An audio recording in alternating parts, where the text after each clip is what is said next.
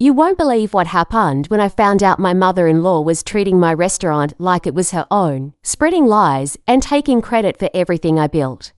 If you're into Reddit relationship stories, you'll want to hear this. What started as a simple family dispute turned into a full-blown betrayal that nearly cost me everything. Make sure to hit subscribe, like, and comment so you don't miss out on more dramatic stories like this one. The story unfolds. I had spent 15 years building my restaurant from the ground up. Every dish, every recipe, every customer who walked through those doors, I had poured my heart and soul into it. But none of that seemed to matter to my mother-in-law, Margaret. To her, it was just another thing to control, to manipulate, and worst of all, to claim as her own. I had tried to keep the peace, to play the role of the dutiful daughter-in-law, but something inside me snapped when I overheard her at the top of the stairs, laughing with her rich friends in our private dining room. Of course, I never pay here. Margaret's voice echoed, piercing the calm of the restaurant. It's my daughter-in-law's place, and family privilege means everything. I practically own half of it anyway, considering how much we helped them get started. I froze at the top of the stairs, clutching a stack of invoices in my hand, every word she spoke slicing through me like a knife.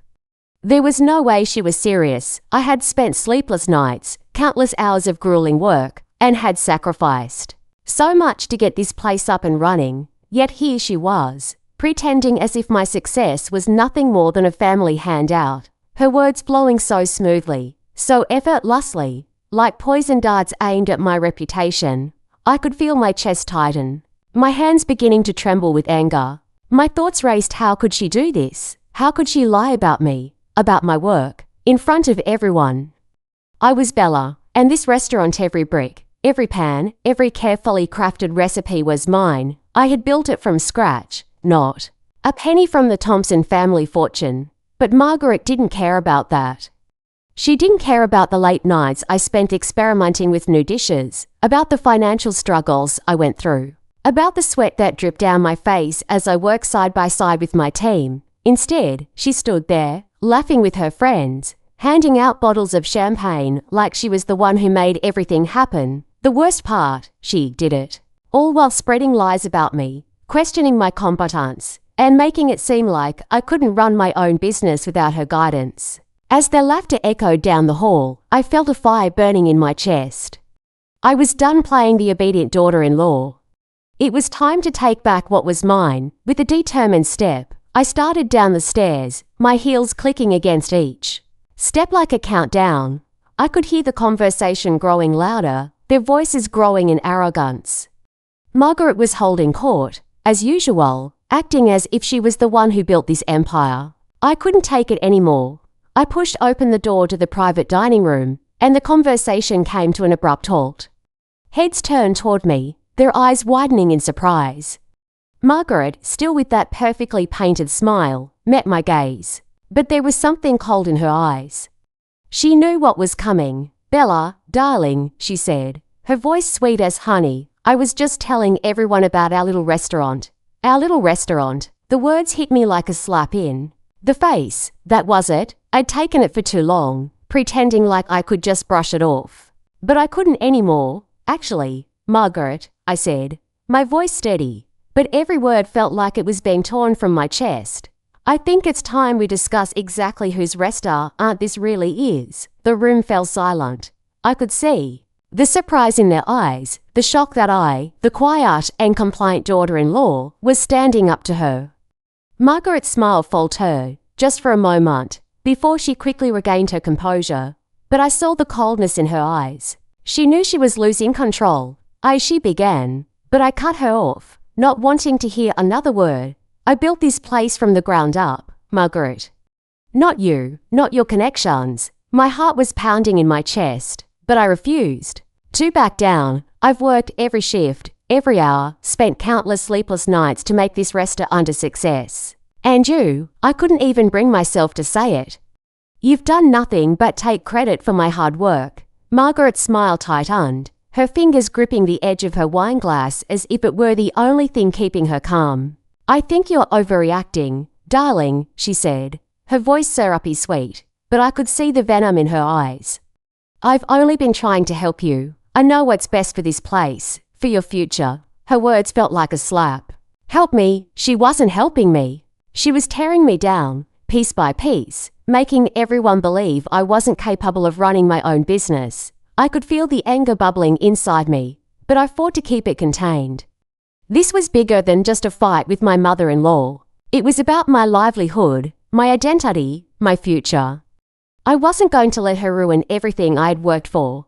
Before I could say anything else, my phone buzzed in my pocket. It was a text from Ryan. Mom says she's entertaining some friends at the restaurant. Hope that's okay. Hope that's okay. As if I were asking for permission to borrow the car. I was furious, the way he always dismissed my concerns, the way he sided with his mother over me. I had been silent for too long. But now, I was done. I slammed the door shut behind me, the frame cracking as the wedding photo fell off the wall. The noise echoed in the empty room, the tension between Ryan and me thickening. You're being completely unreasonable, Ryan called from the other side of the door. Mum was just trying to be social. She brings valuable connections to the restaurant. Valuable connections. I laughed a bit early. Valuable. Is that what you call it, Ryan? Letting her come in and destroy everything I've worked for. She's cost me thousands of dollars tonight. Not to mention the damage to my reputation. Ryan's voice softened, but I could hear the frustration in his words. She's just proud of what we've built. We built this together. The word tasted like acid. What exactly have you built, Ryan? Or was it your mother who did all the work? His silence spoke volumes. And I knew, in that moment, that things between us would never be the same. I wasn't just fighting Margaret anymore. I was fighting for my marriage, for my future, and for the truth to come out. Part 3. A different perspective.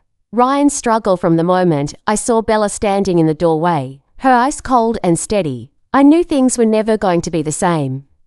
She was mad furious, even, but it wasn't just anger that filled her gaze. It was something deeper, something raw, something I'd been blind to for years.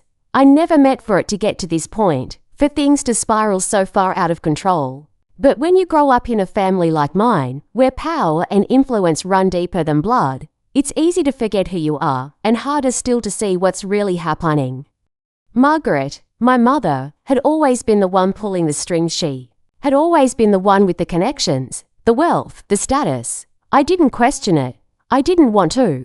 She made sure that I didn't. I had always been content in my little corner, with a corporate job that came with prestige, comfort, and stability.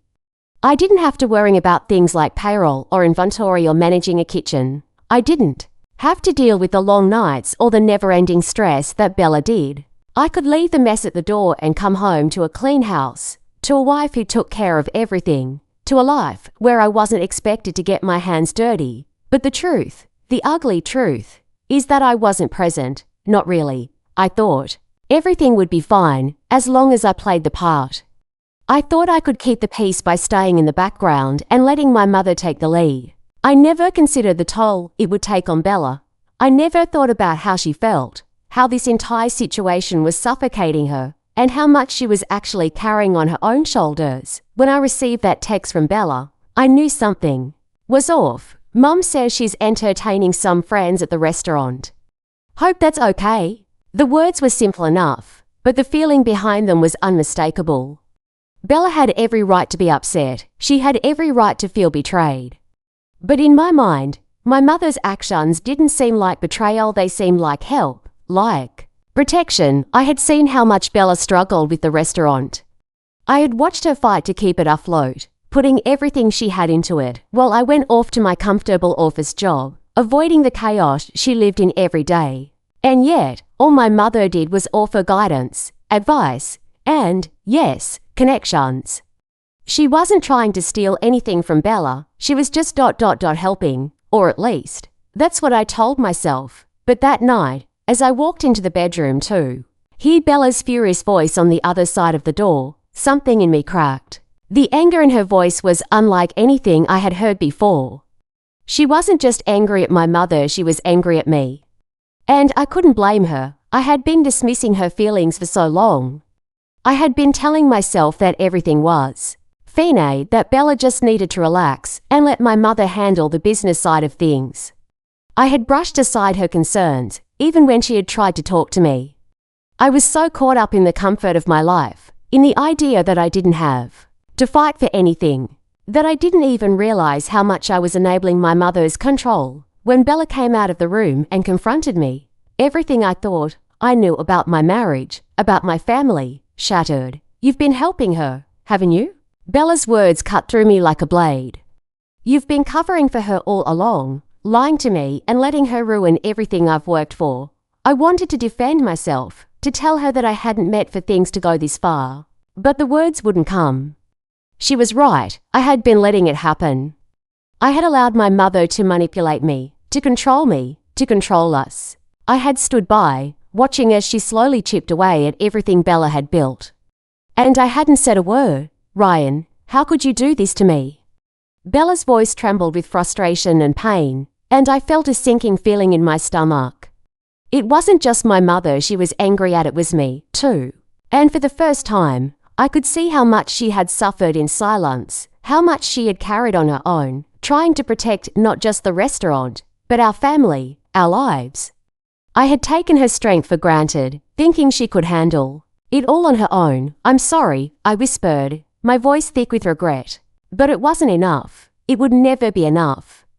Not after everything I had allowed to happen. Later, when I found out the full extent of Margaret's manipulations, when I discovered the money she had been siphoning from the restaurant, the forged signatures, the lies about the loan, I felt like the ground had been ripped out from under me. My mother, the person I had trusted most, the person I had let control so much of my life, had been orchestrating a massive scheme to destroy Bella and the very thing she had worked so hard to create.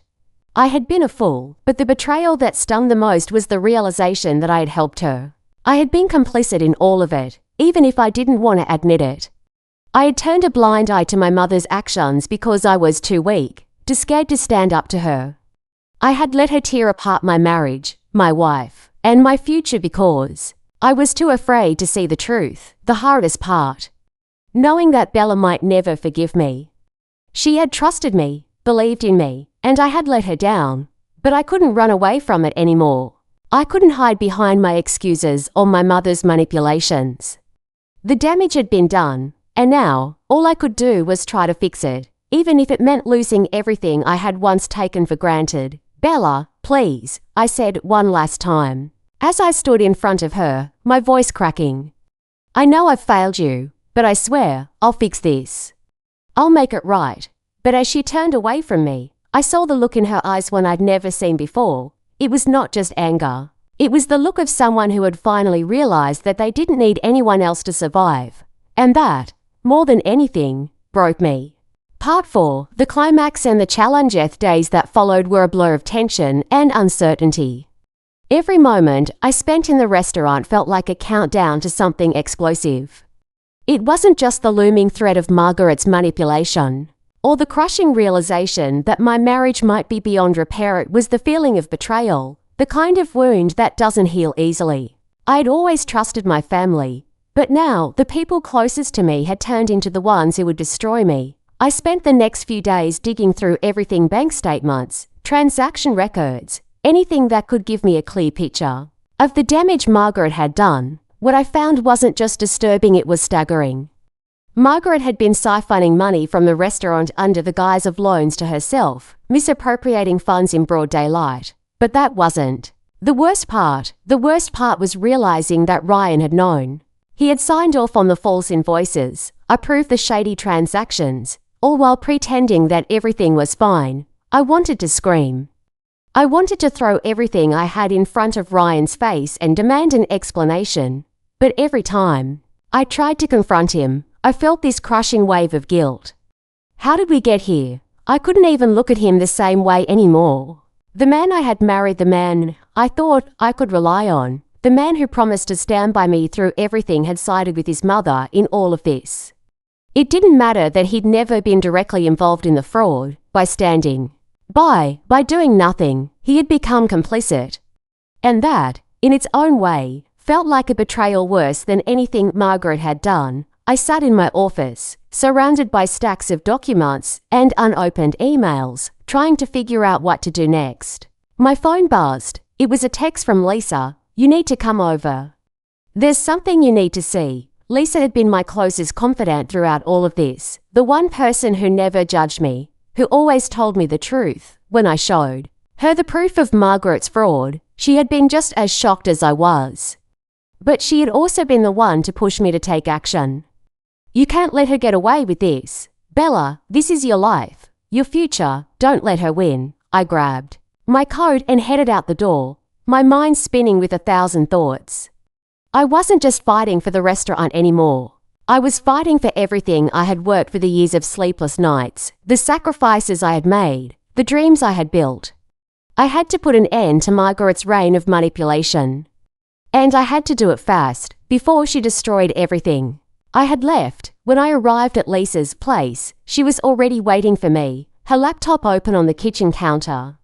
She looked up as I walked in, her expression grave. "It's worse than we thought," Lisa said, her voice barely above a whisper. She pulled up a series of bank statements. "Look at these." I leaned in, my heart pounding. The transactions were larger than anything I'd seen before, massive amounts of money being transferred to Margaret's personal account, all within the last few months. But it wasn't just the scale of the theft that shocked me, it was the timing. Every single transfer happened right after Ryan had lost his job. Right after his access to corporate accounts had been cut off. Margaret had been laying the groundwork for this for months. I felt sick to my stomach. The realization hit me like a punch to the gut. My marriage wasn't just falling apart because of my mother-in-law, it was falling apart because of Ryan's silence. He had let this happen, and now I had to make a choice. "Lisa," I said, my voice shaking, "I need to confront him. I need to know the truth. I can't keep going like this, pretending everything is okay when it's all a lie." She nodded. "I understand, but you need to be careful. He's not going to take this well. You're asking him to choose between you and his mother. And that's a decision that could tear him apart." I didn't have a choice. I'd already lost too much. I couldn't let this continue. That night, as the restaurant began to close, I texted Ryan to meet me in the office. My hands were clammy as I typed the message. I wasn't ready for this. I wasn't ready to face the man I'd built my life with, the man I had once trusted more than anything. But I knew it was time. The lies had gone on long enough. Ryan walked in a few minutes later, his face tense, his eyes avoiding mine. I didn't speak at first. I just handed him the stack of papers, the bank statements, the loan documents, the records of the fake invoices. I could see his face fall as he looked at them, but there was no apology in his eyes, no understanding of the magnitude of what he had allowed to happen. "Ryan," I said, my voice tight with emotion, "I need you to explain this to me. Why didn't you tell me? Why didn't you stop her?" He took a step back, his face turning red. "Bella, I didn't know," he started, but I cut him off. "No, Ryan, don't lie to me. You knew everything, and you chose to stand by her. You chose to let her destroy me, to destroy everything we've built." He looked at me, his eyes full of confusion. But there was something else there too, guilt. "Bella, I was trying to protect you. I didn't want to make things worse. I didn't want to cause a rift between us." "A rift?" I said, my voice cracking. "A rift is what we've been in this whole time. I've been fighting for this restaurant, for US, and you've been lying to me. I can't do this anymore, Ryan. I can't keep pretending everything's okay when it's not. You chose her over me." The silence that followed was deafening. I could feel the weight of the years we had spent together, of everything we had built crushing me. He had chosen his mother, and I had to choose myself. "Bella, please," Ryan said, stepping closer, but I held up my hand, stopping him. I couldn't hear it anymore. His excuses, his apologies, they were all empty now. "I don't know if I can forgive you," I whispered. "I don't know if I can forgive you for this." And in that moment, I knew what I had to do. I couldn't save my marriage. I couldn't save the lies. But I could save the restaurant. I could save myself. Part 5. The end and the lessons. Days following my confrontation with Ryan were some of the hardest of my life. It felt like the ground had been ripped from under me, and I was left standing alone, unsure of where to go next. My marriage had crumbled, my trust shattered, and my family had fallen apart. But amidst the chaos, something inside me shifted. I had faced the worst of it, and I had come out the other side stronger, more certain of who I was and what I stood for. The decision I had made was painful, but it was necessary.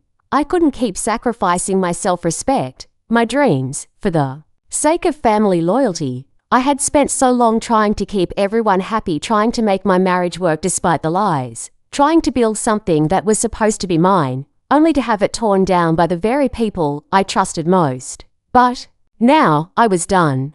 It was time to take back control of my life, my business, and my future. I spent the next few weeks cleaning up the mess, both figuratively and literally. I fired the staff members who had been complicit in Margaret's schemes, and I began the long process of rebuilding my reputation. But it wasn't just about the restaurant, it was about me. It was about reclaiming my voice, my strength, and my independence. Margaret, of course, didn't take it well. She tried to fight me at every turn, hiring lawyers, spreading more lies, but I had something she didn't: the truth. I had proof of her fraudulent activities, the evidence I needed to expose her for the manipulative, greedy person she was. The courts quickly saw through her web of lies, and in the end, Margaret was forced to face the consequences of her actions. As for Ryan, things weren't as clear-cut. He tried to reach out to me, to apologize, but I couldn't bring myself to forgive him, not yet. The betrayal was too deep, too raw. He had allowed his mother to destroy everything I had worked for, and for that, I couldn't just let go. We both needed time to heal, if healing was even possible, but one thing was certain: I was no longer the woman I used to be. I had learned the hardest lessons, the kind that reshape your soul. I had learned that loyalty should never come at the expense of your dignity. I had learned that sometimes the people you love the most are the ones who can hurt you the most. And I had learned that even in the face of the greatest betrayal, you can still rise. The lesson: this journey wasn't just about saving a restaurant or a marriage. It was about saving myself. It was about learning the value of my own worth, about realizing that no matter how much you love someone, you must always protect yourself first. It was about understanding that self-respect isn't something you earn from others, it's something you give to yourself. No matter the circumstances. In life, there will always be people who try to manipulate you, control you, or use you for their own gain, but the power to stand up, to say enough, lies within you. You don't need to wait for permission from anyone. You don't need anyone's approval to do what is right for you. And while it may be painful at first, the peace that comes with reclaiming your voice, your identity, and your life is worth every ounce of effort. We all deserve to be treated with respect, to have our hard work acknowledged, and to live our lives free of manipulation and deceit.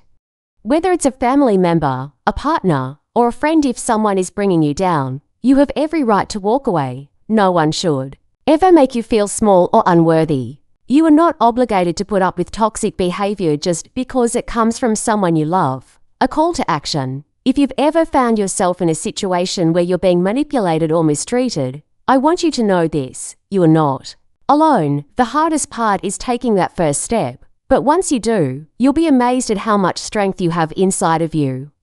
Don't let anyone diminish your worth. Don't let anyone steal your peace. If you've learned something from this story, if it has made you reflect on your own life and relationships, take a moment to share this video.